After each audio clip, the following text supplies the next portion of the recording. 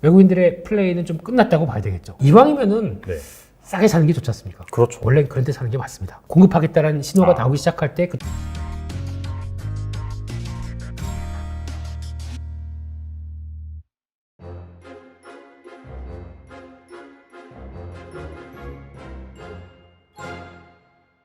네, 레몬 리서치의 김민수 대표님 모셨습니다. 안녕하세요.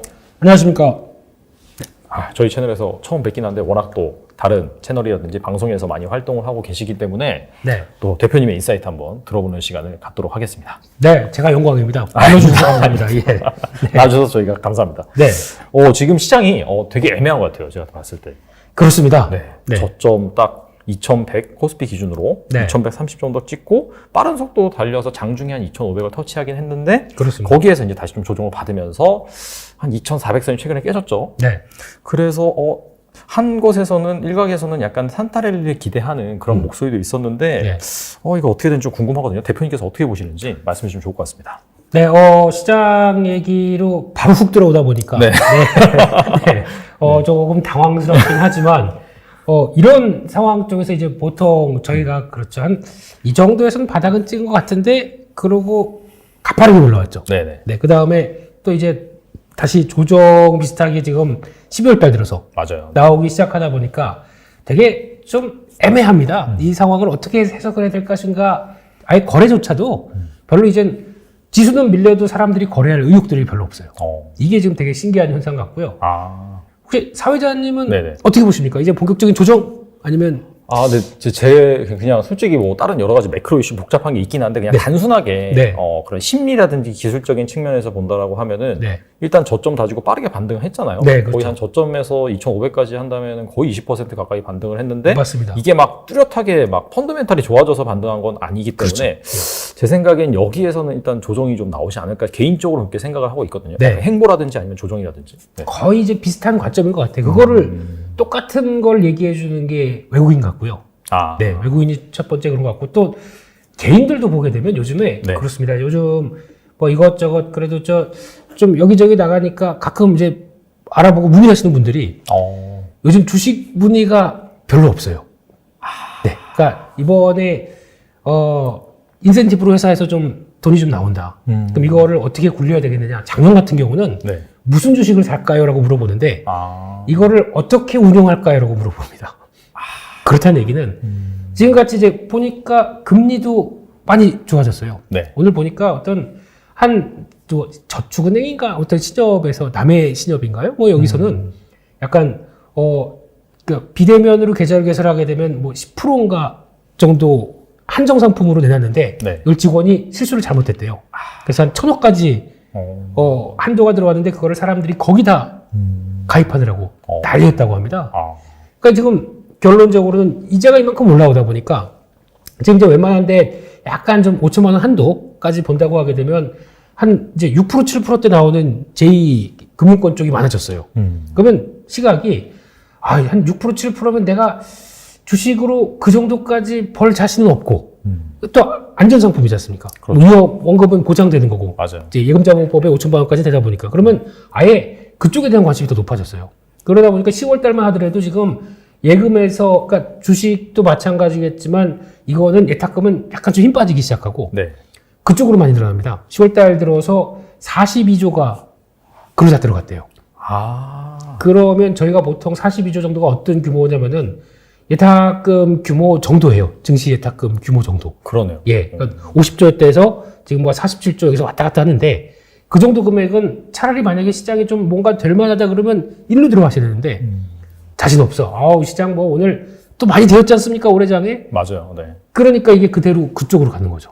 이게 나오기 시작하게 되면 저희가 보통 그런 건 있죠. 이게 시장의 머니 무브의 반대로 좀 생각하는 거. 그럼 그쪽으로 많이 쏠리니까 오히려 이쪽이 기회 같아. 라고는 생각할 수 있는데 네네. 자신이 없어요. 지금 시장 보면 확신이 안 들어요. 게다가 또 하나 이제 외국인들 입장으로 보게 되면 네. 지난번에 한 2,100선 찍을 때 보통 그 전부터 외국인들이 이제 그만 팔고 매수를 잠깐 보여주기 시작했습니다. 그리고 한 또 2달 동안 한 11월 달까지 외국인들이 약 한 6조 9천억을 매수했어요. 그래서 외국인들이 드디어 한국 시장이 이제 싸다라는 걸 느끼고 들어오나 보다라고 그렇게 생각을 했죠. 네. 근데 그때가 딱 끝나고 12월 달 되다 보니까 이제 본격적으로 지금 해봐야 거래일 12월 달 며칠 됐습니까? 근데 지금 벌써 한 1조 가까이 팔고 있어요. 많이 팔았네요. 그렇죠. 한 2달 동안에 7조 산 거 며칠 사이에 1조 팔았다. 이거를 어떻게 해석해야 될까요? 그러면 자세히 보다 보면 또 그런 현상이 나옵니다. 그때쯤에 한 9월 말부터 나왔던 현상이 제가 MSCI 리밸런싱이 한번 나오는 때가 있지 않습니까? 맞아요. 네. 반기로. 네. 네, 이런 상황이 되다 보니까 그때 한때 그랬었거든요. 중국이 좀 이제 불안불안하고 신핑 3기로 가게 되면 어차피 중국에 대한 이제 규제는 다 동맹국들이 미국을 비롯한 동맹국들이 좀 압박을 할 텐데 거기서 나온 자금들하고 중국은 조금 좀 어려울 거야. 그래서 나왔던 자금들하고 오히려 이제 다른 쪽으로 뭐 인도라든가 한국, 뭐 대만 이런 쪽으로 확산되는 기조가 나오면서 거기서 매수세가 들어왔으면은 그 조정이 좀 있었으면은 네. MSCI 리밸런싱 딱 끝나니까 없어요. 그러면 이게 외국인들이 결론적으로는 약간 환율도 플레이했던 것 같고 환율도 한 1,400원대 이상은 요거는 좀 달러 약세와 함께 나오게 되면 환차익까지 노릴 수 있겠다. 라는 쪽이 첫 번째. MSCI 리밸런싱 관련된 쪽이 두 번째. 근데 제가 보기엔 요 리밸런싱이 더 무게가 더 섰던 것 같아요. 네, 그렇고 나서 지나고 나니까 그러면 외국인들이 안 사지 않습니까? 그럼 일단은 외국인들의 플레이는 좀 끝났다고 봐야 되겠죠. 근데 왜 외국인들이 중요하냐면 저희는 그래요. 지금같이 이런 누가 강하게 매수할 수 있는 수급 주체가 없는 시장에서 외국인들의 왔다 갔다 할 정도가 가장 그래도 중요한 투자 심리의 보강 측면이라고 보거든요. 맞아요. 네. 근데 그게 만약에 지금 안 들어온다. 그러면 시장에 대한 동력이 사라진 거죠. 그래서 아마 이렇게 되기 시작하게 되면 결국엔 또 그럴 수밖에 없습니다. 아니 우리가 언제 외국인을 보고 주식을 했어? 예. 시장은 거기에 따라서 많이 움직이다 보니까 네. 되게 중요한 지표죠. 사실 외국인이 많이 사면 오르고 팔면 떨어지고 그런 게 일반적이죠, 사실. 우리나라 증시 같은 경우에. 네. 지금까지 느껴왔던 거는 외국인들이 안 들어오는 장. 일단 가장 그래도 그나마 좋은 거는 종목은 움직입니다. 예. 저쪽 코스피 시장 별 재미없을 것 같아. 그러면 우르르 가서 코스닥에서 이제 전국 단타대회가 열립니다. 네. 오늘도 또 그래요. 천하제일 단타대회라고 하더라고요. 그렇습니다. 누가 잘하나. 네. 네. 거의 뭐 키움증권 영웅전인가요? 이거 뭐 네, 거의 막 그런 식으로 움직이고 네. 거기다 좀 매수세 살아있는 것 같아 그러면 아직까지도 그렇죠. 지난주부터 이번 주까지 가장 핫한 섹터는 거의 이쪽이지 않습니까? 그 리오프닝 관련된. 맞아요. 네, 이쪽이 거의 핫하잖아요. 근데 그때 또 어떤 변화가 나왔냐면 이쪽도 그때 왜 한참 재벌집 막내 아들 혹시 보십니까? 보진 않고 그냥 네. 되게 인기라고만 들었어요. 그게 웹툰으로 시작을 했는데 그렇습니다. 네, 드라마로 해서 완전히 히트친. 이게 되게 신기한 게 우리나라의 특성인지 모르겠는데 네. 드라마가 히트합니다. 네. 드라마가 히트하면 이거 원작이 뭐지? 글로 돌아갑니다. 맞아요. 네, 그래서 네이버 웹툰에서도 이거 조회수가 한 230배가 늘었대요. 네, 이게 재미있으니까 일로 갑니다. 이게 시청률이 한 19% 나와요. 네. 그러면 이거 원작은 어땠을까? 비교를 해보려고 또 원작까지 돌아가죠. 그러면 이게 그러면 IP가 돌고 도는 거예요. 하나 히트하게 되면 원작까지 히트하는 이런 현상들. 그러면 또 외국에도 다 이런 거 서비스를 하겠죠. 네. 이 드라마가 인기가 있는데 원작은 이겁니다.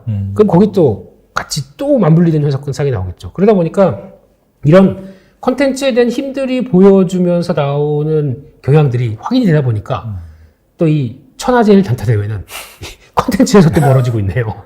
네. 거기다가 또 조금 있으면 아바타2? 네. 네네. 오늘 보니까 어떤 유수의 영화 잡지에서는 이런 경이로운 세계를 보여줬다. 근데 이런 문구 원래 개봉하기 전에 다 하잖아요. 그렇죠. 엄청나게 마케팅 해야 되죠. 그렇죠. 막 이거 막 네네. 돈 좀 찔러주면은 네. 요 받은 만큼 네. 이거 털지 않습니까? 네. 요게 나오기 시작하는데 거기에 또 열광하면서 그 관련된 종목들 또 막 움직이기 시작하고 그런 과정에서 나오는 이런 컨텐츠 쪽에 힘도 물론 이제 히트하다 보니까 드라마가 히트하다 보니까 여러 가지가 이쪽으로는 계속 좀 쏠리고 있다. 그러면 이제 시장은 사람들이 별 관심이 좀 없어요.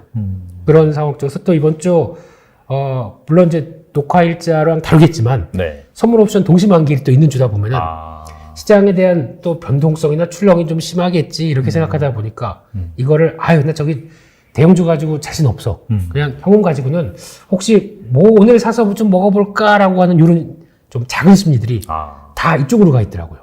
그래서 참 좀 이게 보통 보면 짧게 매매하시는 분들의 심리가 많이 반영된 시장의 분위기고요. 거기서 조금 그래도 나는 오늘 갔다가 오늘 치고 나올 수 있어 라고 하는 마인드를 가져가고 계신 분들은 그나마 에이 장 그래도 이 정도면 괜찮아 라고 생각하시는데 대형주 쪽으로는 요즘 뭐 외국인들 저러고 나오기 시작하다 보니까 전혀 지금은 뭐 힘이 빠져 있는 상황들입니다. 네. 알겠습니다. 그 다음에 물론 아까 대형주가 좀 재미없다라고 말씀하셨는데 네. 그래도 이제 개인 투자자들이 많이 네. 또 투자하고 관심을 갖고 있는 네. 그런 주식들이 또 대형주기 때문에 네. 대표적으로 뭐 반도체, 인터넷, 뭐 2차 전지, 자동차 이런 네. 주식들 있죠. 네. 현 시점에서 그 대표님이 보시기에는 네. 어떤 주식이 괜찮은지 좀 궁금하거든요. 네. 지금 시점에서는 아무것도 없는데요. 네.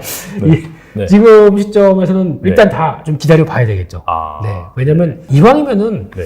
싸게 사는 게 좋지 않습니까? 그렇죠. 네. 싸게 사는 게 좋다라고 하게 되면 이 라인업들이 어차피 지금 반도체나 2차 전지 못 가면 우리 국내 시장 못 갑니다. 못 가죠. 네. 그러면 반대로 지수가 무겁게 흔들린다라고 하게 되면 반도체 2차 전지 더 빠진다는 얘기겠죠. 그럴 가능성이 있다는 거를 네. 감안을 하고 보시는데 첫 번째로 반도체 같은 경우는 다들 이제 그렇게 얘기합니다. 제가 보통 반도체 업황의 저점일 때 사라. 네, 대부분 시황하시는 분들이나 리서치 센터장님들 다 그래서 이번에 저점일 것, 이길 것이다. 라고 얘기하는 가격대 다 틀렸죠. 맞아요. 네. 네. SK하이닉스 같은 경우, 네, 업황이 불황일 때 8만 원대 지난번 지켰기 때문에 이 정도쯤 사면 되지 않을까. 오늘 녹화일자 기준으로 오늘 다 깨졌습니다. 7만 원대까지 내려갔죠. 7만 원대 이제 7자리를 보이기 시작합니다. 네. 근데 이게 지금 심리적으로 많이 위축되는 구간 같아요. SK하이닉스가 적자가 난데 그 적자가 보통 적자가 아니라 증권사 이름 얘기해도 되죠? 상관없어요. 네. 네. SK하이닉스 가장 안 좋게 보이는 증권사는 이베스트 투자증권. 아마 거의 5조, 6조 정도를 네. 내년에 영업이익 적자를 볼 것이다. 라고 얘기를 하고 있고. 네. 그리고 또 그나마 좀 양호하게 보는 쪽은 삼성 이런 데서는 뭐 몇천억대 적자. 그래서 좀 다양합니다.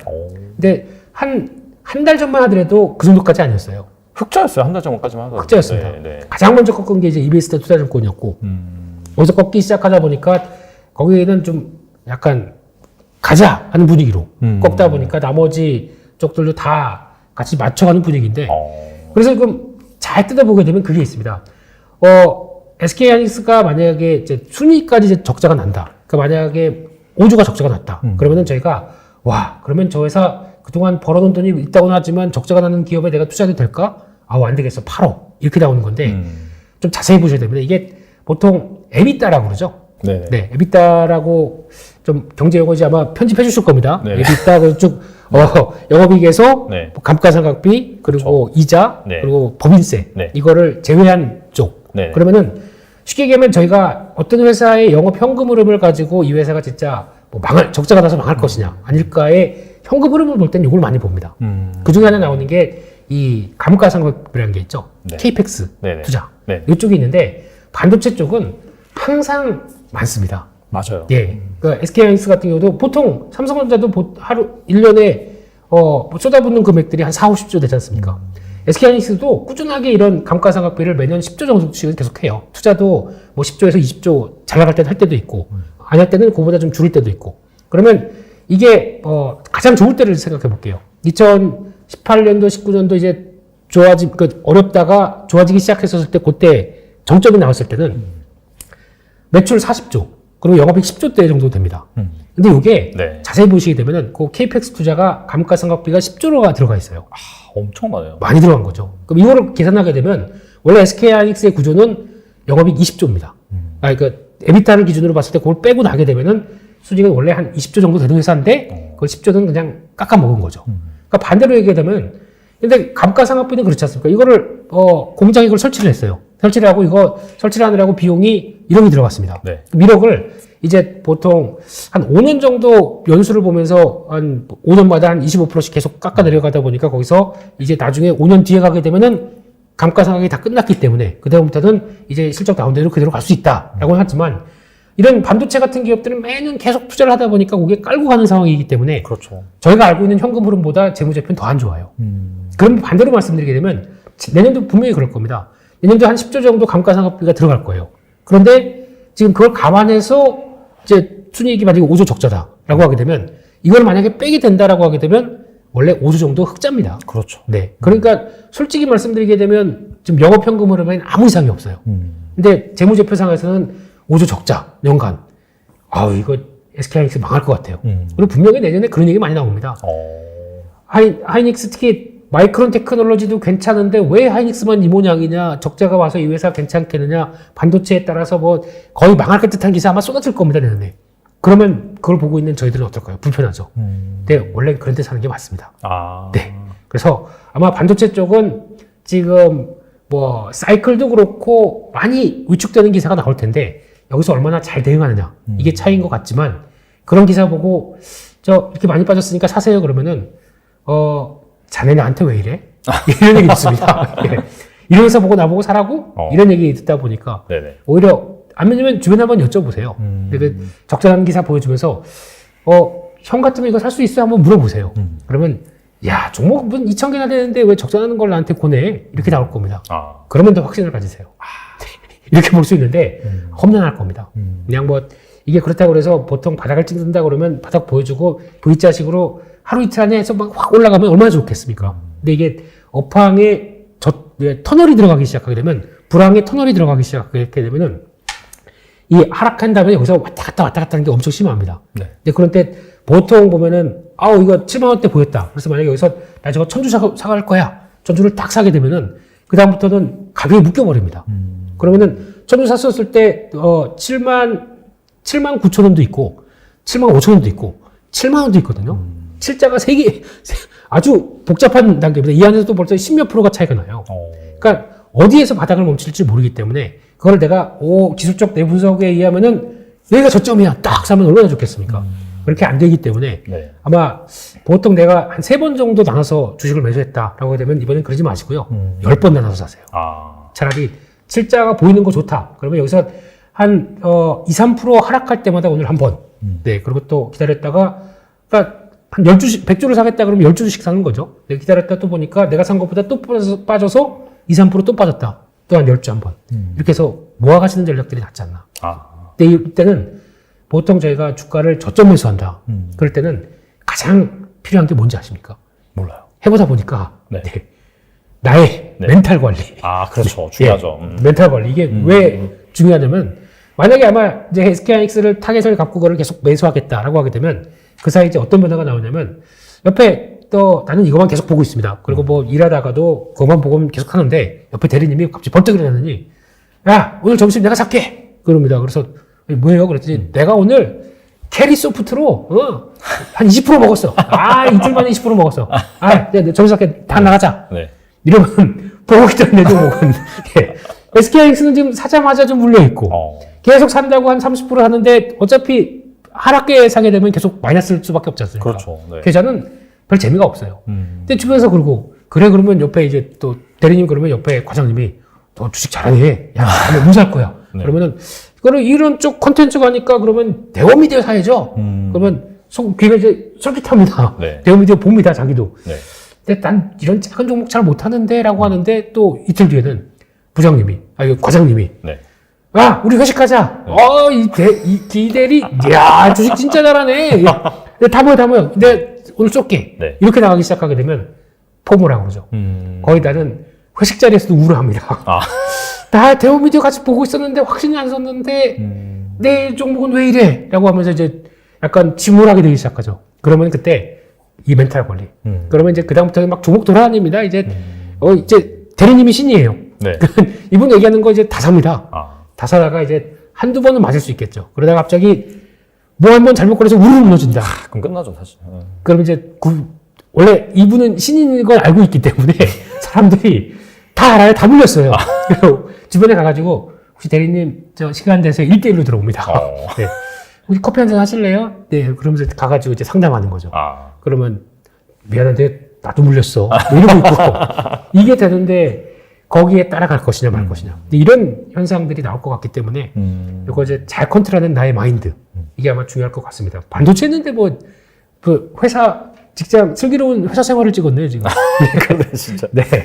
그러면은 뭐 일단은 지금 이 4개 주요 그런 주식들 사실 좀 가격 부담이 있기 때문에 사기 좀 그렇다라고 말씀하셨고 네. 반도체 같은 경우에는 SK 하이닉스를 빗대서 말씀하시긴 하셨지만은 네. 타이밍 말씀해 주셨죠. 막 네. 진짜 막 망한다고 힘든다라고 했을 때 그거를 이제 전후로 해서 한 10번 정도 나눠서 하는 네. 그런 거 말씀하셨는데 그렇다면은 뭐 네이버 카카오라는 그런 인터넷은 어떻게 보세요? 그러면? 이것도 이제 저희가 올해 개인 투자자분들을 아주 스트레스를 풀로 만들었던 대표적인 주자들이죠. 맞아요. 네. 네이버 카카오를 보면서 그냥 일단 지금 그 얘기는 드리고 싶습니다. 잊으시고요. 일 열심히 하십시오. 그럼 무슨 의미죠? 이 묻어둔 거를 잊고 열심히 하라는 그런 그렇습니다. 의미신가요? 지금은 변화가 당장 안 나올 것 같습니다. 근데 이걸 가지고 저점을 잡아서 물을 타야 되는데 그냥 잊으시고요. 지금은 그냥 현금 채굴의 시간. 직장에서 일 열심히 해서 잘리면 안 됩니다. 네네. 부장님한테 이뻐 보이시고 부장님한테 야근 제가 하겠습니다 이러면서 그냥 야근 수당이라도 타야 됩니다. 지금 그걸 통해서라도 이제 자금을 쌓아놨다가 언제 사느냐 금리가 좀 변화가 나와야 되겠죠. 그러니까 적어도 이제 금리가 멈췄다. 그리고 금리가 멈춘 다음에 한동안 오해갈 수도 있거든요. 지금 나오는 물가 수준 봤을 때 그렇다고 물가가 쉽게도 안 빠져요. 그러면 저희가 이제 걱정하는 건 그거죠. 금리가 어디까지 올리느냐를 많이들 생각하는데 제 생각은 상대적으로 저금리에 있다가 올라간 금리를 얼만큼 오래 가느냐. 이것도 되게 중요한 것 같아요. 맞아요. 네. 그러면 이것도 못 버티거든요. 그러니까 보통 이제 그런 거지 않습니까? 내가 처음에는 이제 마이너스 통장 같은 경우도 와이프 몰래 난 1억 해서 이제 주식을 했습니다. 그러면 처음에는 이자 해봐야 뭐 몇만 원밖에 안 나가요 한 달에. 그러면 충분히 가능하죠. 이거 버티면서 그래서 주식하면 하는데 주식도 깨지고 이제 마이너스 통장도 이제 거의 다 썼습니다. 다 들어와가지고. 그러면 작년에 괜찮았었어요. 올해 딱 들어오다 보니까 올해 초에도 괜찮았었어요. 근데 금리가 가파르게 올라오다 보니까 이제 몇만 원으로 해결했던 금리, 이자 수준이 이제 거의 뭐 3, 40만 원대로 올라온다. 약간 버겁기 시작해요. 근데 그러면 처음에는 지금 금리 올라오기 시작해서 이제 끝난 게 아니다 보니까 이게 내가 월급이 만약에 한 500만 원이라고 쳤을 때 그 중에서 한 10% 이상으로 이자 비용들이 와이프 몰래 나가는 돈이 있었습니다. 근데 이거를 뭐 내 용돈하고 뭐 이렇게 커버를 하는데 만약에 이게 초기에는 버티는데 이게 한 6개월, 1년으로 가버린다. 그러면 1년에 보통 보면 50만 원씩 거의 6개월. 그러면은 꽤 되는 거죠. 그러니까 6개월 그 기간 동안에 지속되는 기간 동안에 이자는 계속 부담하는 거 아닙니까? 그렇죠. 그러면 이제 내가 버겁기 시작합니다. 이게 어디서 나오냐면 부동산에도 똑같이 나와요. 이렇게 나오게 되면은 이거 도저히 못 살겠다. 그러면은 한 6개월쯤 이상 가게 되면은 내 용돈은 계속 줄어들고 와이프한테는 월급 제대로 들어오는 거 맞지? 갑자기 월급이 줄어든 것 같아. 이런 얘기가 들었는데 이실을 짓고 해야 되겠죠. 가정의 파탄을 무릅쓰고 그래도. 이런 현상들이죠. 그러니까 이거를 버틸 수 있겠느냐라고 하게 되면 이것도 하나 걱정이 되는데 중요한 거는 금리가 어떻게 보면 성장주 개념이다 보니까 금리 변화가 나와야 가장 빠르게 움직일 종목들입니다. 근데 요즘 보게 되면 카카오 쪽에서 카카오페이가 또 좀 잘 움직여요. 맞아요. 그래서 그런 거 매매하시는 분들도 있는데 마찬가지로 이게 카카오페이가 솔직히 말씀드리면 적자 회사입니다. 지금 아직까지 적자를 보고 있기 때문에 펀더멘탈로 이걸 뭘 설명할 수 있는 회사가 아니에요. 이런 회사는 빨리 흑자가 들어와서 그 다음에 뭐라고 얘기해야 되는데 지금 자꾸 카카오페이 가지고 뭐 교통카드 회사 인수한다 아니면 뭐 알리페이랑 협약해서 중국 진출한다 일본 진출한다 해봐야 아직 일부 지역입니다. 시범 서비스고요. 확대될지 안 될지도 몰라요. 알리페이가 뭐 미쳤다고 진짜 약간 적자나는 회사한테 뭐 사업을 확대시켜가지고 같이 하자 이렇게 나오겠습니까? 그러니까 이거는 그냥 지금 계획성인 건데 그거 가지고 주가가 반응한다고 하더라도 일단 지금 뭐 움직이게 되면 짧게 그냥 대응하고 나온 정도라고 봐야 될 것 같지. 인터넷 쪽에 대해서 너무 이제 바닥이면 나 사봐야지 라는 것보다 가장 좋은 거는 바닥권에서도 또 왔다 갔다 하고 정신없이 움직일 겁니다. 금리에 따라서 움직일 텐데 어느 정도 이제 쭉 움직였던 금리가 이제 경기 좀 위축된 신호가 나오고 초기에는 아마 금리가 인하할 때는 시장도 만약에 출렁일 겁니다. 그럴 때 말고 그래서 이제 유동성을 좀 공급하겠다라는 신호가 나오기 시작할 때 그때 성장주를 보고 거기서 이제 물탈 준비를 하시는 게 좋지 않나. 어차피 그래봐야 지금 가격대 아니면 지금보다 더 쌀 수 있습니다. 그러니까 그런 때 노리시는 게 더 좋지 않나 싶습니다. 이게 사실 금리를 올리고 나서 또 상당 기간 유지를 한다고 파월이 일단 지금까지 이렇게 얘기를 했잖아요. 그렇죠. 그리고 나서 또 인하하는데 한 번 인하하는 게 아니라 전반적으로 이제 좀 많이 인하를 한 다음에 유동성을 좀 풀어주는 그런 흐름이 나와야지만 본격적인 반등이 될 수 있으니 그때까지는 현금을 잘 채굴하는 그런 자세가 필요하다. 아마 작년 같은 경우는 저희가 부장님 욕 엄청 했어요. 사표를 달고 다녔어요. 계좌 보니까 그래도 코로나 때 내 계좌 보면은, 뭐, 연봉을 한 번에 벌었거든요. 네. 맞아요. 네. 나한테 주식에 감이 있는 사람, 나 혹시 잘 몰랐는데, 주식에 신하니까 생각하면서, 네. 회사 월급 받는 거, 뭐, 한 4,500 들어오는 거 이제 양해해서 안 차요. 이러다가, 작년을 지나서 올해 같은 경우 이 험난한 파워를 겪다 보니까, 내 월급에 500만 원이 얼마나 소중한지, 거기다가 또 물가 올랐다고 금리 좀 월급도 인상이 돼요. 네. 얼마나 좋습니까? 그렇죠. 네, 일단 붙어 있어야 됩니다, 지금은. 네, 열심히 현금 채굴해서 갖고 있다가 이걸 또 언제 투입하느냐, 이것도 보셔야 되겠죠. 네. 2차 전지 같은 경우에는 사실 그 코로나 이후로 해서 그때 한참 유행했던 게 BBIG라고 해서 그렇습니다. 바이오, 2차 전지, 뭐 인터넷, 뭐 게임까지 해서 근데 이게 아시다시피 시간이 지나서 다 탈락했어요. 그렇습니다. 다 탈락하다가 그래도 2차 전지 같은 경우에는 최근에 좀 조정이 나오긴 했지만 그래도 아직까지는 좀 주도주로서 확실하게 좀 자리매김하고 있는 그런 분위기인데 그러다 보니까 여기저기서 2차 전지 뭐 사업 진출한다, 우리도 뭐 광산 캘 거다 그런 얘기들이 나오고 있어요. 그렇습니다. 예. 그래서 옥석가리기가 좀 중요해진 것 같긴 한데 네. 이 상황에서 좀 볼만한 좀 2차 전지 주식도 있을까요? 네, 하나 살아남았네요. 다 죽이고, 네, 다 초토화. 네네. 나만 간신히 살았다라고 하는 게 2차 전지죠. 그렇죠. 네. 네. 그러니까 2차 전지를 보면서 많은 분들이 그렇게 얘기를 하십니다. LG 에너지 솔루션 대표적으로 본다고 하더라도 이제 그래서 저게 뭐 외국인들 계속 사고 있고 괜찮아 보이는데 하고 봤을 때 이제 주가는 좀 올라왔죠. 올라왔는데 이거를 지금 나오는 순이익하고 보통 그래서 나 좀 공부하다 보니까 나 이제 PR도 알아. 이런 배수도 알아. 네. 딱 봤더니 깜짝 놀랍니다. 100배예요. 네. 올해 나오는 실적 대비 주가 시가총액은 계산을 해봤더니 100배 수준까지 갑니다.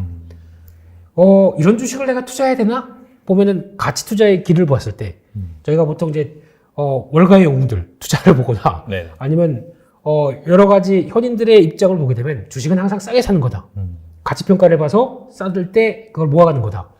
아니 PR 100배짜리를 안 보고 사라고? 예, 이런 현상이 나오게 되는 거죠.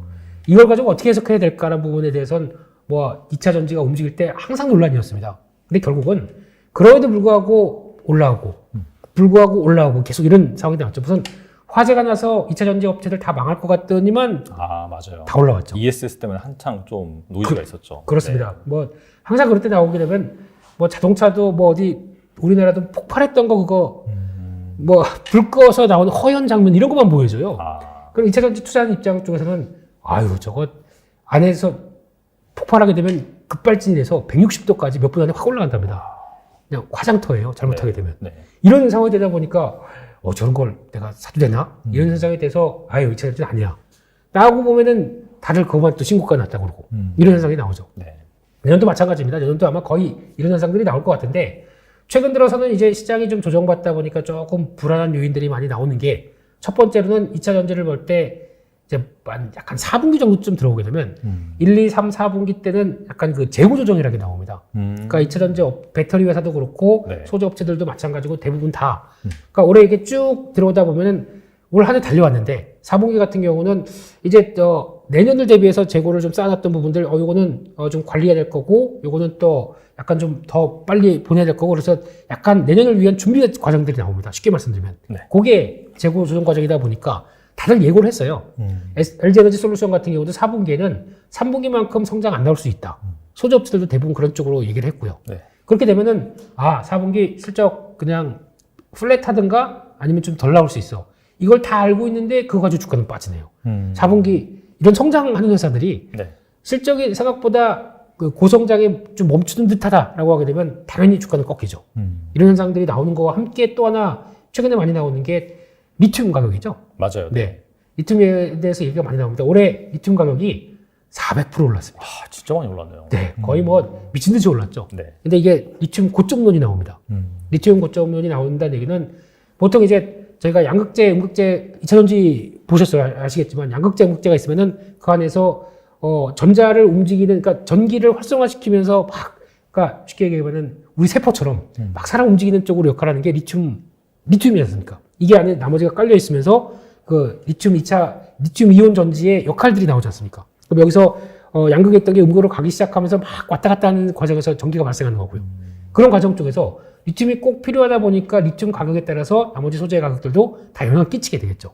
근데 리튬 가격에 대해서 고점론이 나옵니다. 저 고점 찍었으니까 이제 앞으로는 빠지겠지. 라고 하다 보니까 소재 쪽도 다 밀리기 시작해요. 근데 얼마 빠졌는지 아십니까? 몰라요. 5% 빠졌습니다.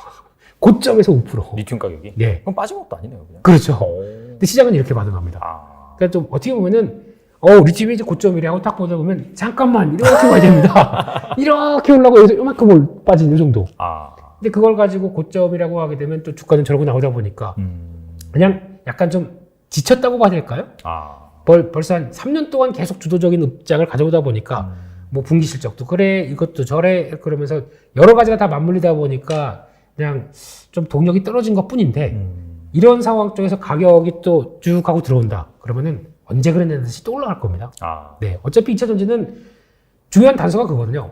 이제 지금 2차 전지를 바라보고는 가장 핵심은 북미입니다. 네, 또 북미를 지나서 어차피 다 연결돼 있다 보니까 뭐 남미 같은 경우도 다 연결이 되겠죠. 어차피 전기차가 이제 대세로 가다 보니까. 근데 중국은 자기네 것만 합니다. 네, 자기네가 딱 해서 자기네 보조금 주고 그래서 거의 이쪽에서만 성장하고 그러면 우리가 기술력을 갖췄는데 다른 쪽으로 나오느냐? 못 나옵니다. 유럽 같은 경우 갈 수는 있습니다. 네. 근데 간다고 하더라도 유럽 쪽에서 미국 눈치 많이 보겠죠. 그런데 일단 중국은 좀 갇혀있는 상황들이고 유럽은 지금 스위스 같은 경우는 전기차 운행 금지로 나올 것 같습니다. 아, 그 정도예요? 네. 오. 왜냐면 전기료가 하도 올라서 아. 지금 잘못하게 되면은 이 비싼 전기료를 감당하느라고 전기차를 그러니까 원래 지구 환경을 위해서 뭐 ESG라고 그러죠. 네. 이거를 기치로 삼으면서 환경 오염을 우리가 살아갈 지구다 보니까 아끼자라는 기치 안에서 나왔던 친환경 쪽이 나온 쪽에 태동은 유럽이지 않습니까? 맞아요. 네. 네. 근데 전기가 가격이 그렇게 올라가다 보니까 포기하려고 그래 지금 다들. 도저히 안 되겠다. 예. 그래서 이렇게 되면 이제 스위스도 그런 쪽으로 나가기 시작하고 그러면 유럽 쪽에서는 전기차라고 뭔가 좀 해보려고 했는데 이제 침투율은 많이 올라왔어요. 전기차 침투율은 어느 정도 좀 올라왔는데 이거 잘못하게 되면 아니 휘발유 가격으로 쓰나 이걸 전기차로 쓰나 거의 비슷한 돈이 들어가는데 그럼 굳이 왜 전기차로 써야 돼? 라고 하는 회의론이 나오기 시작하는 거죠. 그렇겠죠. 네, 그래서 그런데도 가긴 갈 겁니다. 근데 여기다가 중국 업체들이 계속 호시탐탐 노리고 있죠.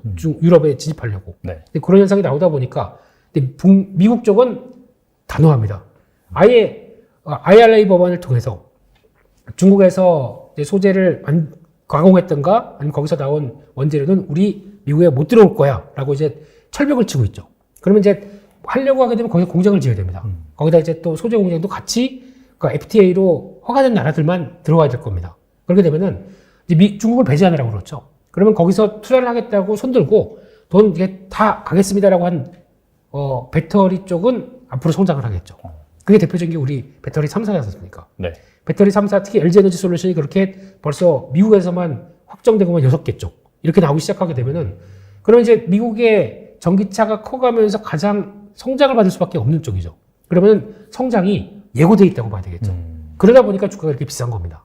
그러면 그 예고된 성장이 이제 하나 둘씩 이제 벗겨지기 시작하면서 여기 테네시 공장에서는 한 10기가와트시 정도 나올 걸로 봤는데 그게 공장 증설 다 끝나고 다 지어가지고 이제 자 배터리 필요한 손 드세요. 뭐 그 전에 조인트 벤처를 맺었기 때문에 뭐 GM이나 아니면 뭐 스텔란티스는 물론 삼성 SDI겠지만 네. 이런 쪽에서 다 그러면 자 가져가세요 하고 해서 나오기 시작합니다. 이 사실을 누가 제일 싫어할까요? 중국 쪽? 중국도 싫어하고 네. 테슬라가 싫어하겠죠. 네. 네. 테슬라는 벌써 네. 치고 나가는 회사입니다. 그래서 거의 전기차면 내가 주도라고 하는데 네. 이제 2년 3년 정도 지나게 되면은 배터리 막 제대로 나오기 시작할 거고. 그렇죠. 물밀듯이 막 나오겠죠. 그렇습니다. 그거 나올 거고 거기다가 이 뭐 GM이나 아니면 포드 같은 경우도 솔직히 미국의 마음으로는 테슬라의 그 모델 Y, 뭐 모델 3 이거 타는 것도 중요하겠지만 마음 한구석에는 아직까지도 왜 그 서부 시대 개척 이후에 나왔던 초기 모델 뭐 그 다음에 이제 나왔던 이 초기 모델 그 덜덜거리면서 탔던 픽업 트럭 이런 향수들이 되게 많아요. 맞아요. 네, 그래서 아마 포드나 GM에서 나오는 픽업 트럭이 전기차가 나오는 게 이게 훨씬 더 향수를 자극할 수 있는 이런 쪽도 나올 수도 있을 것 같거든요. 그러면 테슬라도 물론 전기차 성능 좋고 뭐 다 알아주긴 하겠지만 이쪽에서 만약에 새로운 모델들이 막 쏟아져 나온다.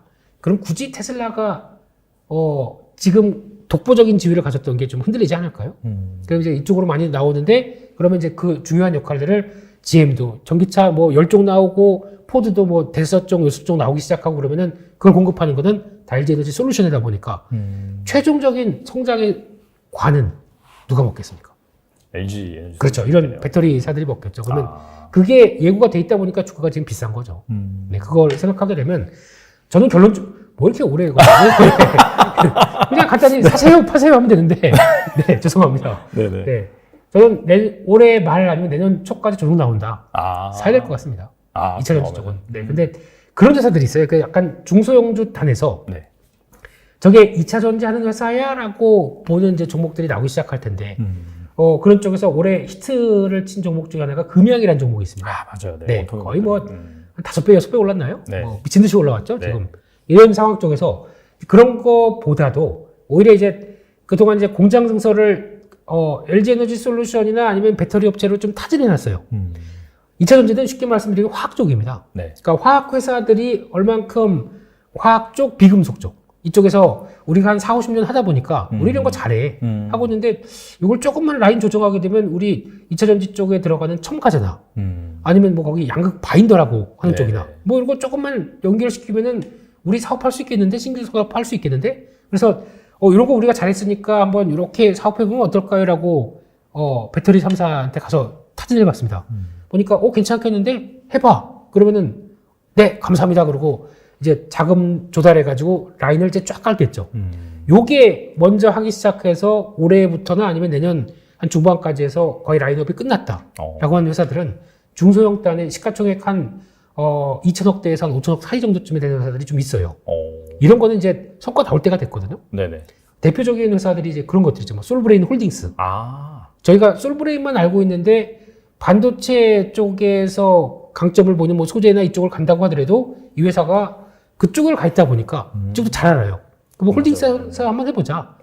그래서 지금 전해질 쪽 들어간다고 하더라도 이게 지금 매출 비중이 솔브레인 홀딩스가 저희가 솔브레인 지분 가치만 갖고 있는 지주사라고 알고 있는데 자체적인 사업 구조에서 매출을 보게 되면 한 70%가 전해질에서 나옵니다. 이런 식으로 바뀌어 있거든요. 그런 거라든가 저희가 알고 있는 뭐 이녹스 첨단 소재의 지주사 이녹스 같은 경우도 또 이런 구조가 나와 있어요. 그러면 이런 것도 이제 제조명이 들어오겠죠. 지금도 하고 있는데 시장이 잘 몰라요. 약간 그런 업체는 특히나 지주회사라고 생각을 하다 보니까 그렇죠. 쳐다도 안 보는 것 같아요. 안 보죠. 근데 그런 것 따라서 이제 주가들도 그런 부각 불 때마다 한 번씩 올라갔다가 내려오고 올라갔다가 내려오고 하는데 이게 결국에는 이쪽도 성과가 나오네. 그럼 제조명이 좀 들어갈 회사들 이런 거 이제 쭉 몇 가지가 있는데 이런 것도 한번 관심 갖게 되면 어차피 저희가 네. LG 에너지 솔루션을 좋다고 해서 그걸 딱 산다든가 네. 했었을 때 같은 금액을 사도 2차 전지 쪽에서 중형주급이 중소형주급이 딱 모멘텀 맞아가지고 쭉 올라가는 것과 금양 한번 가봐야죠. 금양 제2의 금양인데 이런 마인드로 보게 되면은 네. LG 에너지 솔루션은 이제 기준으로 보고 그렇죠. 네 나머지 종목들이 이제 네. 이게 안 빠지고 계속 또 신고가가 가는지 보게 되면 나머지 종목들도 영향을 끼치겠죠. 그랬을 때 LG 에너지 솔루션이 5% 올라가는데 내가 본 중소형주 단은 20, 30% 올라간다. 이런 걸 하시는 게 더 좋지 않나. 근데 물론 중요한 건 공부를 하셔야죠. 그렇죠. 네, 사업 보고서 보시고 네. 열심히 구글링 하시다 보면은 이제 딱 느낌이 오실 겁니다. 이게 이런 회사를 하고 있고 성과를 내네. 그러면은 여기서는 이제 마음의 준비를 하시고 그동안에 열심히 현금 채굴 했던 거 네. 이제 투입할 시간이 온 거죠. 네. 알겠습니다. 네. 앞에 이게 길게 말씀해 주신 거는 그만큼 우리나라 2차 전지 산업에 대한 확신, 현주소 이런 것들이 필요하기 때문에 그 부분을 말씀드린 거고 네. 그게 전제가 된 하에서 내가 동의한다라고 네. 하면은 그런 주식들을 한번 뭐 보셔라 이제 그런 의미로 그렇습니다. 해석을 하시면 될 것 같아요. 네. 네. 그 다음에 앞서서도 살짝 말씀해 주셨는데 네. 최근에 약간 좀 전반적으로 중소형주 단 네. 그쪽에서 막 여기저기에서 수급이 쏠리고 있는 상황인데 네. 리오프닝 말씀하셨잖아요. 그죠? 그렇습니다. 예. 그게 이제 왜 리오프닝이 주목을 받냐라는 관점에서 살펴보면은 중국에서 이제 제로 코로나 방역 완화 그렇습니다. 이 이슈가 지금 빠르게 전개가 되고 있잖아요. 네. 그러면서 뭐 리오프닝, 뭐 중국 소비주 이런 것들이 약간 좀 공통 분모가 되는 네. 그런 주식들이 좀 부각을 받고 있어요. 그렇습니다. 그래서 이제 되게 섹터가 많잖아요. 화장품도 있고, 뭐 콘텐츠도 있고, 뭐 엄청 많죠. 많이 있는데 네. 혹시 좀 주목하고 계신 분야가 있는지 궁금하거든요. 네, 일단 되게 신기한 게 저희가 이제 리오프닝 종목을 크게 봤을 때 뭐 하나투어를 본다라고 하게 되면 코로나19 기간 동안에도 하나투어는 더 많이 갔습니다. 네, 이제 조만간 네. 끝나면 그때는 또 주식들이 다 올라갔을 때니까 충격받고 올라가다 보니까 하나투어 같은 경우도 지금은 뭐 당연히 코로나19니까 봉쇄 당하고 그래서 뭐 힘들지만 한 6개월 뒤 1년 뒤면 이거 잡을 거 아니야? 라고 하다 보니까 먼저 갔어요, 주가는. 먼저 갔는데 그때 잘 보시게 되면은 2019년도 때보다도 그러니까 코로나19 발생했을 때보다 더 많이 갔어요, 주가가. 되게 신기한 현상이죠. 그러니까 그냥 결국은 유동성의 힘이었죠. 그것 때문에 그렇게 올라갔다고 봐야 되겠죠. 근데 중요한 거는 하나투어 같은 경우는 벌써 2019년도 그 코로나19 전까지만 하더라도 그때는 저희가 뭐 마스크도 안 끼고 자유롭게 왕래했었죠. 전 세계를 왕래했었죠. 네. 근데 하나투어의 실적과 주가는 그 전부터 이미 꺾이고 있었습니다. 이렇게. 그리고 과거에 보셨던 하나투어의 주가가 아니었습니다. 왜 그러냐면은 하나투어, 모두투어, 뭐 레디캡 투어 이런 물론 성격에마다 조금씩 다르겠지만 이게 다 패키지를 파는 회사들이었어요. 그러니까 패키지를 판다는 얘기는 내가 한 100만 원만 내게 되면 한 3박 4일 정도 다녀올 수 있는 금액 다 포함해서 여행사가 다 짜주고 거기다가 깃발 들고 그 뒤에 다 쫄쫄 따라다니게 되면 아침 이거 드세요. 점심은 이 식당 갑니다. 저녁 때는 여기 좀 돌아다니다가 와가지고 그런 것도 있었죠. 이게 이거 다 하나에 그냥 불편하시다고 하면 참아주세요. 그리고 가서 뭐 강당에 앉아가지고 맞아요. 네. 라텍스 파는데 이런 데서 구경하면서 네. 또 그냥 좋아 보여요. 거기서 또 이상한 또 얘기 막 나오고 시작하면 하나씩 또 사들 것 같죠. 워낙 또 선수들이시니까. 그렇죠. 잘 파시죠. 예. 그런 것들이 저희가 이제 패키지 여행 몇 번씩 가다 보니까 이제 뻔하거든요, 스토리가. 아예 그냥 몇 번 가보니까 별 무섭지도 않고 항공권과 숙소만 있으면 그냥 갈래. 자유여행이 이제 대세가 됐죠. 그래서 이쪽에 시세는 꺾이기 시작했습니다. 네. 근데 이게 결론적으로는 지금 다시 한번 주가는 그 정도 갔다가 고가에서 왔다 갔다 하다가 이번에 올해 들어서면서 주가가 기조적으로 계속 쭉 하락했어요. 근데 자세히 보시게 되면은 리오프닝은 저희가 먼저 했죠. 한국이 먼저 했습니다. 네네. 그러면 저희가 한 9월달, 10월달 넘어가면서 그때 가을 여행들 받아가면서 해외 나갈 수 있거든요. 뭐 특별하게 뭐 격리도 없고 충분히 해외 나갈 수 있는데도 주가는 안 갔어요. 오히려 한참 빠져가지고 그 밑으로 있었습니다. 네. 그때 많이 나왔던 얘기가 리오프닝이 됐다고 하더라도 한국의 리오프닝은 왜 안 갈까라고 하게 되면 많이들 됐던 게 그거예요. 소비 심리가 별로 안 좋다 보니까 이제 내년 가게 되면 소비 심리 더 안 좋아질 텐데 경기 위축 들어오게 되면 그러면 이런 소비 심리의 여행이 너 지갑이 그렇게 얇은데 여행 가겠어? 라고 하는 심리 때문에 안 갔어요. 근데 특이하게 중국이 리오프닝 되니까 네. 우리나라 리오프닝도 움직이네요. 이거 좀 특이한 경우 아닙니까? 그렇죠. 네. 네. 그럼 결국에는 우리나라 사람이 해외에 나가서 가는 어떤 리오프닝 관련된 쪽보다 시장의 관심은 해외에서 우리나라 들어오는 쪽에 리오프닝이 더 관심이 높다는 얘기겠죠, 반대로. 그러면 이거를 어려운 말로는 우리나라 사람들이 바깥으로 나간다. 아웃바운드라고 그러죠? 그렇죠. 네. 해외 사람들이 우리나라 들어온다. 인바운드. 그러니까 종목을 찾을 때도 인바운드 쪽에 가까운 종목들이 더 좋겠다. 거기가 또 많이 찾아보는 게 이제 중국인들이 이제 한국으로 들어오게 되면 이라고 하는 단서가 붙는 종목들이죠.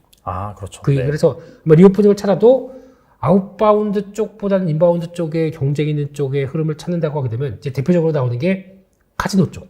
네. 그런 게 없어요. 카지노. 그렇죠. 파라다이스나 GK 이런 종목. 그렇습니다. 롯데관광개발도 있죠. 그 종목도 있죠. 네. 외국인들이 제주도 엄청 좋아해요. 네. 이런 특이한 섬을 저희는 못 느끼는데 되게 신비하대요. 왜 특히 바다도 맑은데 거기다 이제 뭐 저희 외국인들이 많이 보는 바다는 그렇지 않습니까? 어떤 뭐 그리스의 산토리니 섬 본다고 하더라도 그냥 그림이 그려져요. 근데 거긴 배경들이 약간 밝은 색입니다.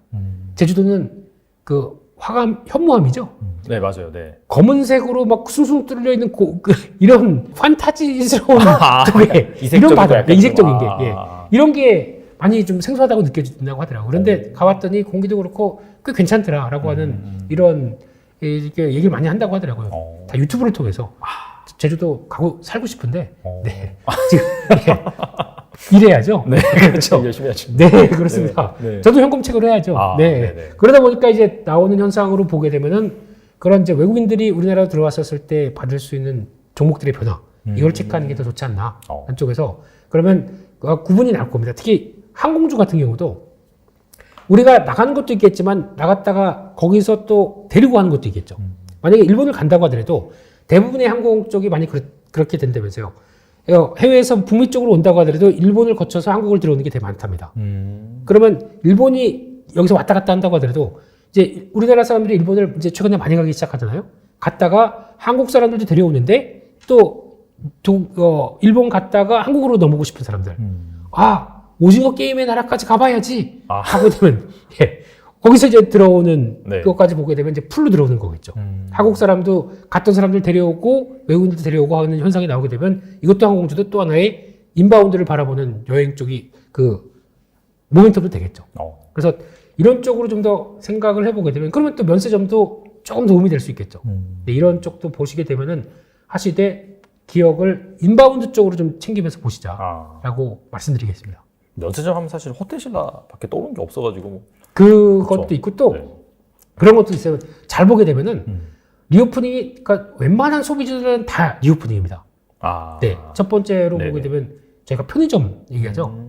편의점도 한때는 아예 집 밖을 못 나가게 하다 보니까 그냥 거의 뭐 다 온라인으로 사다 보니까 편의점이 잘 됐겠습니까? 근데 그럼에도 리오프닝 되면서 이제 사람들 돌아다니면서 이제 특수점포란 게 있어요. 보게 되면 야구장에 있는 편의점이라든가 아니면 이게 또 몰에 있는 모르는 편의점을 웹점을 잘 안 하죠. 근데 그런 특별한 행사가 있어야 이 행사가 재개가 되면서 나오는 편의점들. 네. 이게 이제 오픈되기 시작하게 되면은 또 매출이 올라오기 시작하겠죠. 이런 쪽도 될 것 같고 의류 쪽도 저희가 그동안 좀 정체되고 있다가 대표적인 F&F 같은 경우도 네. 그때도 실적은 나쁘지 않았어요. 근데 중국의 오프라인 매장들 쫙 깔리는 회사지 않습니까? 근데 이게 만약에 리오프닝 된다. 훨씬 더 좋아지겠죠. 게다가 중국에 진출을 준비했던 더 네이처홀딩스 같은 경우도 같이 영향을 끼칠 거고 또 영역을 넓혀보게 되면 임의용 기기 이쪽도 이제 중국 사람들도 뭐 사람이 다 똑같죠. 이뻐 보이고 싶어요. 맞아요. 근데 그냥 다 봉쇄되다 보니까 못 가고 있는데 그러니까 보면 이제 드라마 계속 보다 보니까 한국 드라마는 이제 공식적으로는 아니겠지만 보다 보면 다 인형 같아요. 이렇게 잘생기신 분이 계시고 네. 나도 고치고 싶어요. 내 피부도 좋아지고 싶어요. 끄시는 거 아니에요 갑자기? 유지하셔도 됩니다. 예. 그럼 임의용 기기 쪽도 네. 또 어떤 중국 쪽으로 영역을 넓혀가기 시작한다. 그러면 준비했던 회사들이 성과를 낸다. 치과도 마찬가지겠죠. 네, 그렇죠. 이빨이 아파 죽겠는데 나가지 말래요. 참고 참다가 이제 봉쇄 풀어준다. 가장 먼저 나 이빨 치료하러 가야지. 이렇게 되면 또 치과 쪽에서 어느 정도 성과를 내려고 했던 회사들 같은 경우도 빠르게 반영을 받겠죠. 이런 쪽에서 중국이 리오프닝 됐었을 때 단순하게 저희가 뭐 여행이나 항공, 면세점 이런 거 볼 것도 중요하겠지만 이런 새로운 영역 쪽에서 조금만 생각을 해보시게 되면 더 추가로 넓힐 수 있는 종목들은 많다. 거기서 가장 중요한 거는 네. 사업보고서를 좀 보시면 돼요. 사업보고서 보게 되면 두 번째 장에 회사의 개요 쭉 나오는데 앞으로 이제 회사에 대한 이제 코멘트가 나오는 거 있지 않습니까? 앞으로 이제 지금은 현재는 이렇고 앞으로 이런 쪽으로 준비하고 있다. 이런 데 내용들이 나오는 게 많습니다. 그런 거 보시거나 증권사 리포트 보게 되면 어차피 회사 측과 확인해보고 리포트를 쓰는 거다 보니까 거기서 나온 내용들이 뭐 앞으로 실적이 중국에서 이만큼 나올 것이다가 아니라 조인트 벤처를 구성해 놓고 이렇게 이 방향으로 나가고 있다라는 것만으로도 앞으로에 대한 기대감이 나올 수가 있겠죠. 그런 것도 한번 찾아보시게 되면 훨씬 도움이 되지 않나 생각됩니다. 그리고 이제 뭐 호스피시스 같은 경우에는 저점에서 어느 정도 반등하긴 했는데 그럼에도 불구하고 좀 좀처럼 오지 못한 시장에서 여전히 좀 싸게 거래되는 주식들이 좀 많은 것 같은데 네. 혹시 대표님께서 좀 보고 계신 주식인지 궁금하거든요. 지금 제가 보고 있는 쪽은 근데 다양해요. 네, 다양한데 네. 어차피 저야 매매가 좀 빠른 스타일이고 네, 아시는 분들은 아시겠지만 네네. 그리고 또 저는 스타일상으로 그러니까 아예 계좌가 구분돼 있어요. 네, 장기 계좌로 보는 거는 그냥 지금이 저점이고 내년 가게 되면 괜찮을 것이라고 생각하면서 그냥 모아놓는 종목들이 있고 그리고 또 짧게 매매하는 쪽에 단기 계좌도 있고 그러다 보니까 이거는 뭐 그냥 잘 들어가서 수익 나면은 어차피 저가에 사서 고가에 파는 게 가장 좋고 내일을 모른다라고 하게 되는 그런 계좌들이다 보니까 네네. 이쪽은 거의 잘 보지도 않아요. 그냥 시세 흐름도 보고 오늘 이렇게 끝났구나 라고 그냥 넘어가는데 네. 단기 계좌는 엄청 빠르죠. 뭐 오늘 들어갔다 오늘 한 20분 만에도 팔고 막 이런 종목도 있으니까요. 근데 중요한 거는 그거는 체크해 보셨으면 좋겠어요. 만약에 하나를 말씀드린다고 하게 되면 반도체 쪽에서 반도체 쪽이 지금 업황이 안 좋다 보니까 다들 이제 투자도 줄일 거고 거기다가 이제 생산은 이제 먼저 마이크론 테크놀로지라든가 SK하이닉스 쪽이 먼저 줄이면서 약간 감산 비슷하게 나오기 시작하는 거죠. 재고가 계속 쌓이니까. 네. 그러면 이걸 줄여야 재고를 관리를 하겠죠. 그렇다고 하더라도 SK하이닉스나 삼성전자가 지금 업황이 아무리 어려워도 포기를 못하는 쪽이 있습니다. 그거는 특히 이제 랜드 쪽 같은 경우는 고적층화 계속 올리는 거죠. 단수를 계속 올려서 네네. 거기 들어가야 가장 많은 또 데이터를 같은 데서 데이터를 계속 꾸준하게 효율적으로 쌓을 수가 있기 때문에 이런 쪽이라든가 아니면 메모리 반도체 D램 쪽 같은 경우는 네. 오히려 미세화 공정. 저희가 보통 얘기하는 EUV 쪽이죠. 네네. 근데 이쪽은 포기할래야 포기할 수 없는 섹터입니다. 이쪽은 더 만약에 우리 이제 나머지 다 줄이고 평소 한 10조 정도 투자를 했다. 이번에는 5조 밑으로 깎아봐. 이건 안 돼. 그냥 다음에 업황 좋을 때 해. 이것도 안 돼. 하다가 그러면 남은 게 EUV 이쪽 미세화 공정 이쪽은 당연히 해야지 이 사람아. 그러면서 거기 그냥 계속 유지할 겁니다. 계속 투자할 거고요. 네네. 그런 쪽에서 성과가 나오는 업체들이 이제 대표적으로 EUV 쪽 하게 되면 대명사가 ASML 네덜란드 회사의 그 독보적인 회사죠. 그렇죠. 네. 장비 한 대당 3천억? 몇 천억 한다고 하더라고요. 네. 딱 두 대만 팔아도 두세 대만 팔아도 1조 가까이 됩니다. 네. 네. 이 정도 나오는 회사면은 이런 회사가 거의 독보적이었어요. 근데 삼성전자, SK하이닉스는 이쪽으로 가야 되다 보니까 그걸 바라보지만 야, 이거 국산화 시켜야 되지 않을까? 그리고 ASML 들어가는 이제 감광액부터 이제 회로 미세화를 만들 때 들어가는 이제 포토레지스트라든가 이런 여러 가지 작업들을 언제까지나 우리 이쪽으로 갈 텐데 그냥 놔둬야 되겠어. 라고 하게 되면 안 되겠다. 우리가 국산화 작업을 시작하자라고 한 지가 벌써 4, 5년 됩니다. 근데 그 중에서 본격적으로 해서 나오기 시작하면서 이제 거의 상용화가 임박한 쪽들이 많아요. 그게 아마 한 2년 전부터 그 얘기가 나왔기 때문에 내년부터는 이게 실적에도 반영되지 않을까라고 바라보고 있습니다. 그러면 그쪽에 소재가 있을 거고 네. 장비가 있을 거겠죠. 그런 회사들 아마 EUV 치시면 다 나올 겁니다. 제가 알고 있는 뭐 동진 세미캠, 그다음에 뭐 SNS텍, 그렇죠. 뭐 SFT도 맞나요? FST. FST구나. 네. 이게 종목이 헷갈려요. 둘이 제목이 비슷해가지고 이게 애자만 치면 누르륵 나오다 보니까 많이 해놔가지고 이게 이건지 저게 그건지 또 어이가 있고 아이도 있고요. 맞아요, 진짜. 야, 그럴 거면 근데 영어로 쓰든지. 네. 그렇습니다. 그래서 이런 종목들도 있고 또 최근에는 그 종목들의 단들이 이제 약간 확보되기 시작하면서 저희가 뭐 영창 케미컬 이런 회사들 최근에 신규 상장. 네, 그렇습니다. 이런 회사들도 좀 네. 밸류가 비싸긴 해요.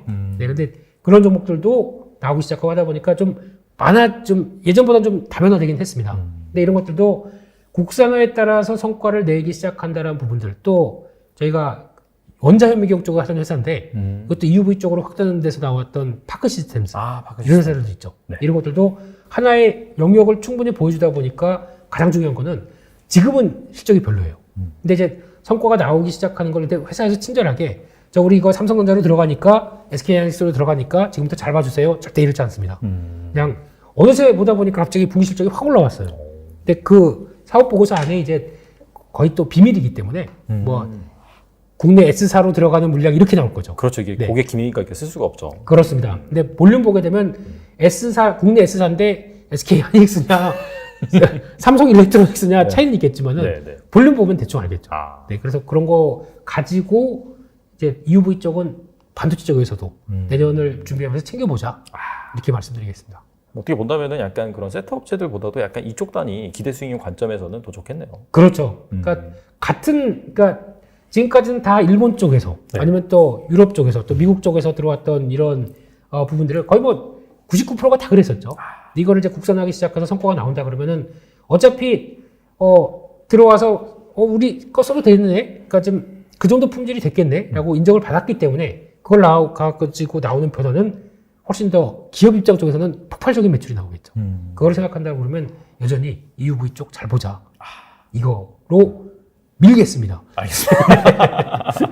여기가 최근에 약간 삼성전자 올라오면서 좀 올라왔다가 최근에 약간 시장 좀 불안해지면서 다시 빠져가지고 여전히 좀 길게 보면 좀 바닥권에 있는 주식들이기 때문에 잘 살펴보시면 좋을 것 같아요. 그렇습니다. 그리고 이런 회사들이 참 이제 앞서 말씀하셨던 동진세미캠 이런 회사들도 회사가 불친절해요. 진짜 그 어디에서 느껴지냐면은 보고서가 안 와, 되게 관심 많은 회사예요. 그러니까 지난번에도 뭐 2차 전지 쪽으로 들어가던 노스볼트 쪽에 계약이 나왔을 거로 추정하는 거를 회사는 한마디 얘기도 없고요. 기사가 썼는데 그럼 기사가 뭐라고 썼게 되면 저거는 사실이다 아니다 이런 얘기도 좀 나와야 되잖아요. 묵비권 행사하는군요. 그냥 묵묵부답이고 그냥 그게 뭐가 중요하냐 그냥 실적만 봐라. 실적 딱 나오는데 확 커졌어요. 이게 맞네? 이렇게 추적을 하는 거죠. 네, 그래서 아마 좀 몇 차례 트라이를 몇 번 했던 뭐 애널리스트들 쪽에서 나온 얘기는, 모든 게 죄송하지만 고객사와의 비밀입니다. 이러고 다 넘어간대요. 네. 그러면 솔직히 인정은 해주겠어요. 그러니까 그러다 보니까 잘못하게 되면은 거기서 나오는 민감한 얘기들이 노출됐을 때 그럴 수는 있겠구나 싶은데, 투자자 입장 쪽으로는 좀 답답한 거죠. 그냥 뭐 공개할 수 있는 건 투명하게 공개하는 게 사실 그 그게 좋죠. 상장사에 어떻게 본다면 의무죠. 네. 그래서 그냥 뭐 그렇더라고요. 애널리스트들도 혹시 IR 담당자 계십니까?라고 이렇게 물어보는 게 아니라 IR 담당자분 미팅 하셨죠? 이렇게 물어보는데요.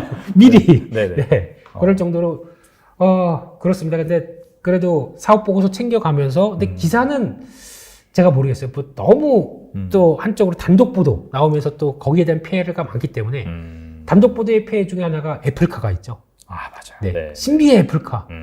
인류에 풀리지 않는 숙제. 네. 애플카, 뭐 애플페이. 애플과 관련된 건 다 그렇지 않습니까? 네. 그런 단독 보도로 뭐가 나왔을 때 주가는 막 올라갔다. 그냥 팔아야 됩니다. 네. 근데 그런 것처럼 뭐 동신세미캠이 또 뭐 내년 갔을 때 단독으로 삼성전자와 EUV 쪽에 뭐 어떤 이런 거에 크게 이제 상용화 시작했다 뭐 이런 얘기가 나온다고 하더라도 확인할 방법이 없는 거죠. 그래서 네, 그런 것도 한번 꾸준히 체크하다 보면은 그래서 좀 좋은 결과가 나오지 않을까 생각합니다. 알겠습니다. 네. 곧 2023년인데 네. 약간 좀 내년을 보고 물론 이제 약간 좀 단기 또 운영하시는 분도 있고 네. 장기 운영하고 계신 분도 있으니까 약간 네. 장기이게 되겠네요. 그죠? 네. 내년이라고 한다면은 네. 약간 좀 주목할 만한 좀 섹터라든지 주식이 뭐가 있을까요? 근데 저는 일단 말씀드리고 싶은 게 네. 저는 저평가 별로 안 좋아합니다. 저는 한국 주식은 네. 한국 주식의 저평가는 맨날 저평가입니다. 네. 항상 저평가고 네. 한 10년 전에도 저평가였어요. 근데 아직까지 달고 있어요. 저평가래요. 근데 그런 종목이 저평가 종목이라고 하더라도 성장이 붙어야 됩니다. 그렇죠. 네. 성장이 네. 안 붙게 되면은 거의 뭐 거기서는 별로 큰 힘을 발휘 못할 겁니다. 그리고 또 저평가 종목들의 특징은 맨날 저평가야 싶다 보니까 거래도 별로 안 돼요. 네. 그래서 그냥 처진 종목들 되게 많고, 그리고 또 그런 상황에서 뭘 발견한다는 거는 되게 완전히 지금 2,000개 종목 중에서 뭐 진주 찾는 거죠. 네. 그런데 아마 섹터나 이런 쪽은 뭐 반도체 쪽에 하나도 말씀드렸고, 또 아까 2차전지 쪽에서도 중소형주 단인데 미리 설비 투자 다 해서 네. 성과 나올 회사들 이렇게 보면은 아마 몇 개, 한 7개, 8개 나오실 겁니다. 이런 종목들도 보시는데 이런 회사들이 실적이 성과가 나오는 거죠. 그러니까 성장이라는 거에 대한 얘기를 해줄 수 있는 거죠. 네. 올해 평소에 그냥 화학회사가 뭐 100억대, 아까 매출 자체가 뭐 1000억대에서 왔다 갔다 해서 시총이, 그럼 이거 반영하다 보면 화학회사들은 좀 밸류가 낮지 않습니까? 그러면 거기서 한 7배, 8배 받는다. 그러면은 한 뭐 지금 순익 나오는 것 단에서 뭐 1000억대, 2000억대 왔다 갔다 하는 회사가 갑자기 이 라인이 이제 증설이 완료가 됐고, 그러면 새롭게 들어오기 시작한다라고 하게 되면 갑자기 매출이 한 3배 정도 뜁니다. 그럼 영업 레버리지 효과에 따라서 당연히 순익이 확 뛰겠죠. 영업이익이 확 뛰겠죠. 그렇죠. 그렇게 되면 밸류를, 예전 밸류를 주면 안 됩니다. 거기다가 2차 전지 밸류를 먹게 되면 훨씬 더 플러스 알파를 더 줘야 될 거 아니에요. 그것까지 반영된다 그러면은 갑자기 평소에 뭐 6배, 7배 PR로 봤던 회사가 주가는 확 뛰는 현상들이 나오게 되면 이게 실적 나온 거 보니까 거기 같이 나오는데, 그러니까 EPS가 당장으로 올라가는 효과와 2차 전지에 대한 밸류까지 더 주는 효과까지 나오게 되면 얼마나 폭발적입니까? 이게 반영하는 종목들은 훨씬 더, 그러니까 제가 팁을 드린 거예요. 뭐 종목들을 말씀드린 것보다. 되게 기대 많이 했는데. 그래야 이게 찾아가는 재미가 있죠. 네. 보물지도에서 보물을 찾는 재미가 있기. 네네. 저희 사이다 경제가 다 떠먹여주는 프로그램 아니지 않습니까? 그건 아니죠. 네. 그렇게 하라면 할 수는 있는데. 네. 그래서 그런 재미도 있어야죠. 네. 그렇습니다. 네. 알겠습니다. 그렇게 좀 변화가 좀 예고되고, 네. 좀 폭발적 성장이 예고되는 증설 완료되면서 그렇습니다. 그런 섹터들을 잘 보시면 네. 좋을 것 같고요. 네. 그렇다면 한 1억 정도가 있다. 네. 1억 정도가 지금 상황이 있으면 정말 좋을 것 같긴 한데, 네. 지금 상황에서 좀 어떻게 포트폴리오를 꾸리면 좋을지. 그러니까 저한테 1억을 주신다고요? 뭐 그렇죠. 네. 그렇게 생각하시면 갖고 되죠. 튀기. 네. 그러면 안 되고요. 포트폴리오를 일단은 그렇게 하셨으면 좋겠어요. 내년도 변동성은 많이 클 겁니다. 그러면은 1억 중에서 그래도 지금 같은 경우 앞서 잠깐 금리 얘기 드렸잖아요. 네. 단기 금리는 어차피 지금 금리가 계속 올라가는 걸 따라가다 보니까, 근데 뭐 장기 금리는 이제 떨어지기 시작하죠. 그러니까 이때가 금리를 바라보면서 투자하기엔 좋을 것 같습니다. 그래서 지금 금융사들도 보통 보게 되면 예금 금리를 특판이라고 나오는 게 보통 개월수가 짧아요. 왜냐면 앞으로 금리가 또 어떻게 바뀔지 모르기 때문에. 그렇죠. 네. 그러니까 이거는 금리 이용하는 거 좋습니다. 그래서 만약에 하시게 되면은 제가 보기에는 주식 투자도 물론 좋겠지만은 여기서 나오는 거를 좀 이용을 하자라고 하게 되면 한 30%는 그런 고금리 상품 한번 들어가 볼 것 같아요. 그러다 보면 70%를 네. 이제 변동이 크다 보니까 이거를 대응하는 게 상당히 만만치 않거든요. 예, 그런 쪽에서 그것도 이제 그러면 30%는 이제 고금리 쪽으로 들어갔고요. 그러면 이제 7천이 남았지 않습니까? 7천 쪽에서 저라면 한 5천 정도는 장기로 넣을 것 같고요. 2천은 빠르게 움직일 것 같습니다. 그러니까 앞서 말씀드린 것처럼 오늘 특징주, 오늘 뭐 많이 오르는 종목, 그리고 또 최근에 핫한 종목들 이런 쪽으로 빨리빨리 움직이는 종목 쪽으로 계속 집중을 하되 5천은 앞서 말씀드렸던 이제 반도체 쪽이라든가 이제 살아나면서 움직이는 섹터 몇 개 말씀드렸지 않습니까? 네네. 그런 쪽에서 나오는 변화들 절대 플러스에서 사시면 안 됩니다. 그러면 마음이 급해집니다. 네, 그냥 그러니까 5천이 있게 되면은 그 중에서 오늘 100만 원만 사도 됩니다. 근데 충분히 빠져서 마이너스권 나오는 종목. 네. 네, 근데 말씀드린 조건이 부합해야 되겠죠. 그렇죠. 싼 게 아니라 성장입니다. 네, 이런 걸 보일 수 있는 종목들. 그리고 또 지금 보게 되면은 내년 기대되는 종목들 막 또 신문에 나오고 뭐 이런 얘기 나오는데 그런 건 참고만 하시고요. 사지 마세요. 네, 그런 거는 또 보통 보면은 알려지기 시작하게 되면 또 막 손이 타지 않습니까? 그런 거 별로 안 좋아합니다. 네. 네, 그러니까 그런 거 실질적으로 찾아서 그러니까 우리나라 한국의 주식은 성장의 키워드다라고 보는 종목들, 근데 주가는 생각보다 아직 좀 많이 안 올랐고 저점대 와 있다. 네. 그런 것들 그런 거 하루에 100만 원도 좋고 200만 원 좋고 오늘 1% 빠졌다 그럼 100만 원어치 사고요. 오늘 생각보다 3% 이상 빠졌다. 그럼 200만 원어치 사면 되고 그런 식으로 해서 맞춰가서 한 5개 정도 한 1,000만 원씩 넣겠다 생각하고 그거를 두루룩 사보시면은 딱 좋지 않나. 네, 그렇게 바라보고 있습니다. 알겠습니다. 네. 오늘 나와주셔서 정말 좋은 말씀 많이 해주셨는데 끝으로 네. 투자자분들에서 한 말씀만 부탁드립니다. 네, 저희 사이다 경제 많이 사랑해 주시고요. 네, 정말 도움이 많이 되는 프로라고 얘기하라고 시킨 거 아니셨고요. 네, 맞아요. 안 시켰어요, 제가. 네, 절대 그렇지 않고요. 예, 이렇게 유명한 프로그램 나와서 너무 행복했고요. 저희 감사하죠. 예.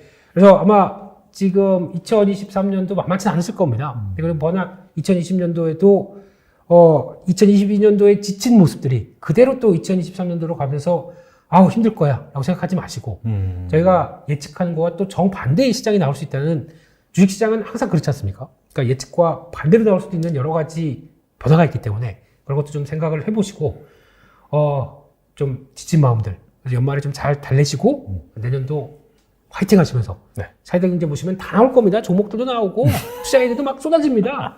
네, 이런 프로그램이 없어요. 네. 잘했죠? 네. 최고입니다. 네, 시장이 사실 최근에 좀 반등했다 하더라도 뭐 성에 전혀 차지가 않죠. 그럼요. 네, 여전히 뭐 암울하고 계좌 보면은 좀 짜증나고 하는데 그럼에도 불구하고 이렇게 또 약간 긍정적인 에너지를 또 발산해 주시면서 좋게 또 웃으면서 좋은 말씀 해주셔서 감사드리고 그럼에도 불구하고 그 안에는 또 핵심적인 또 인사이트가 잘 담겨져 있기 때문에 중간중간에 뭐 섹터라든지 그다음에 힌트를 주셨어요. 그런 종목들 한번 여러분들이 잘 분석을 해보신다면은 내년은 올해보다 더 좋은 성과가 나오지 않을까 생각을 합니다. 네, 지금까지 화이팅! 네, 김민수 대표님 나오셔서 감사합니다. 네, 감사합니다.